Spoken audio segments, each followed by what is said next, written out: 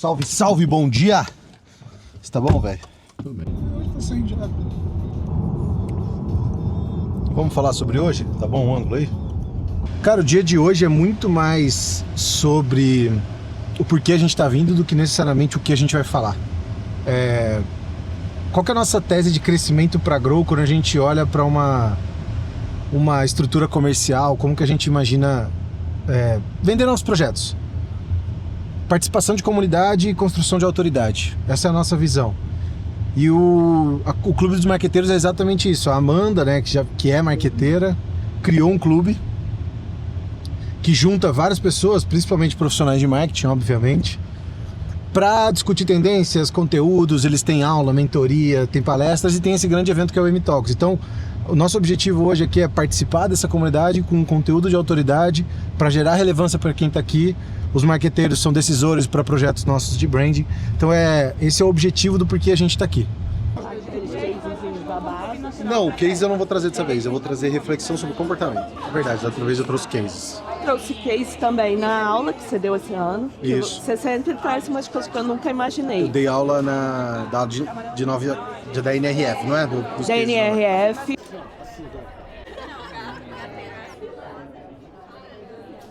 Cara, eu quero conversar com você sobre esses patrocínios. E porque eu preciso te dar o meu desafio e entender como que você pode ajudar a gente. Para esse aí, eu vou ver com o Luiz, mas a gente tá com muito investimento em grana nesse mês.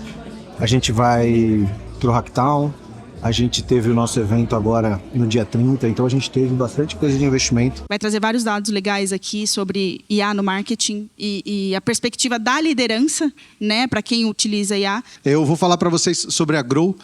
Então, a Grow, o nome, a gente fala que é Grow com U e não com W. Então, a gente tem um viés de construção de marca e cultura olhando para negócio. É isso que a gente sempre entende.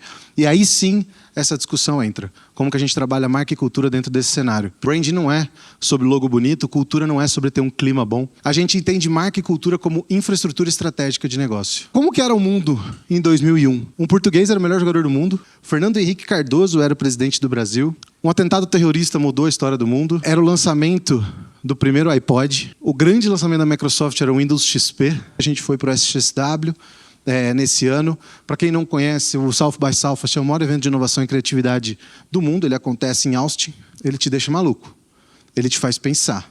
E vai sair de lá falando, caramba, a IA vai salvar o mundo. E na outra você fala assim, cara, a IA vai acabar com todos os empregos, vai existir uma fome generalizada, todo mundo vai ficar pobre e a gente vai acabar.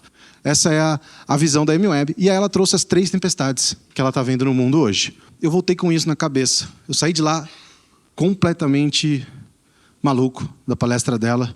E aí, usando o gancho da nossa fala, depois das tempestades, o mar fica agitado. E aí, quais são as minhas tormentas? Se da M-Web trouxe isso, quais foram as 2 tormentas que eu saí do SXSW que definem muito esse comportamento de futuro?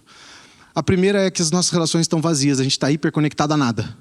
16% dos adolescentes americanos se sentem solitários o tempo todo ou quase sempre. É muita gente. 20% passam tempo com pessoas que amam apenas 1 ou 2 vezes no ano. É só trabalho e consumo. E a primeira geração disposta a substituir conexão humana por conexão sintética. E esse foi o tema da Esther Perel, que é a maior psicoterapeuta do mundo, que é incrível, podcast, tudo que ela fala é muito bom. E aí, gente, essas foram as minhas tormentas. E aí vocês podem estar falando, e aí, como eu disse, é um tsunami na cabeça. A gente vive uma crise de vínculo, a gente tem um modelo de trabalho automatizado e agêntico avançando, a gente tem um colapso do modelo econômico global, e a gente tem uma mudança de postura sobre as nossas tarefas e escopo. Qual que é o papel do profissional do futuro? E eu juntei essas peças e cheguei a uma conclusão. Com o fato do profissional do futuro ser uma pessoa intuitiva, já que a tecnologia todo mundo vai ter acesso, o profissional do futuro é um cara humano, é uma pessoa próxima, é uma pessoa criadora de comunidade. Esse é o profissional do futuro, é um profissional colaborativo, é um profissional que prioriza as relações acima de tudo. E aí a pergunta é, quem que tem isso no DNA? Quem que é relacional antes de ser produtivo? Quem é adaptativo por natureza? Quem sabe improvisar e esbanja intuição? Quem sabe criar calor em ambientes frios? A minha conclusão foi que o profissional do futuro é brasileiro. E é isso que eu acredito.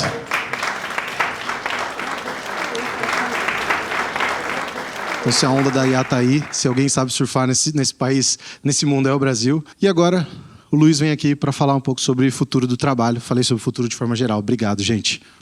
Bom dia, gente. Tudo bem? Vamos lá, então.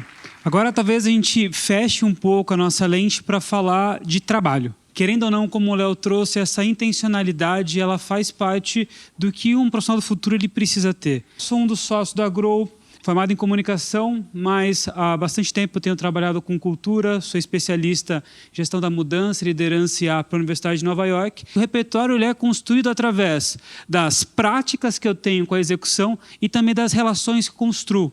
É um sistema que ele se retroalimenta.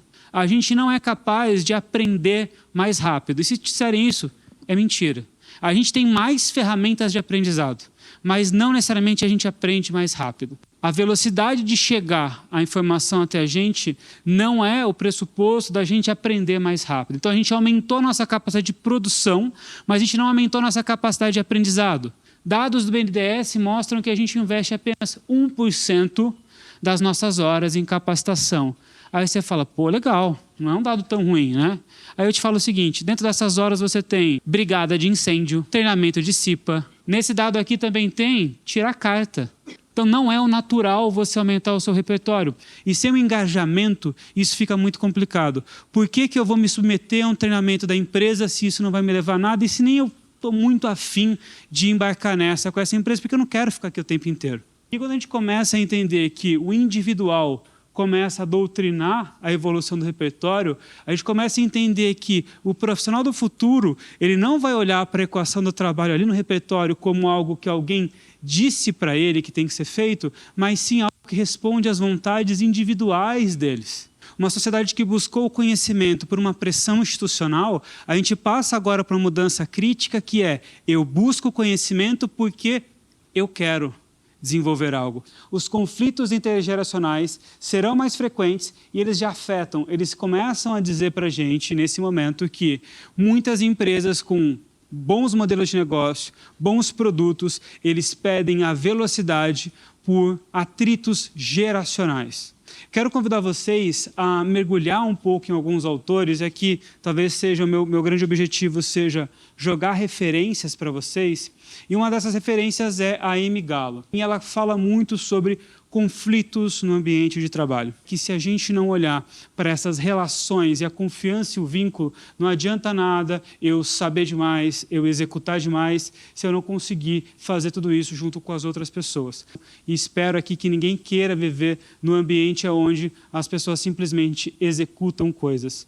Porque não foi assim, a gente não foi construído simplesmente como as máquinas. E se as máquinas hoje representadas pela IA conseguem executar muito melhor do que a gente, talvez a nossa saída para se manter relevante e executando e gerando resultados seja a gente investir nessa terceira caixinha aqui das relações. O lado humano ainda é a grande saída para esse profissional do futuro continuar gerando aqui os resultados esperados. E começa por aprender, executar, mas principalmente vocês olharem uns para os outros dentro de um ambiente de confiança e relações autênticas, coisas que dificilmente serão replicáveis pela estrutura da inteligência artificial. Obrigado, gente.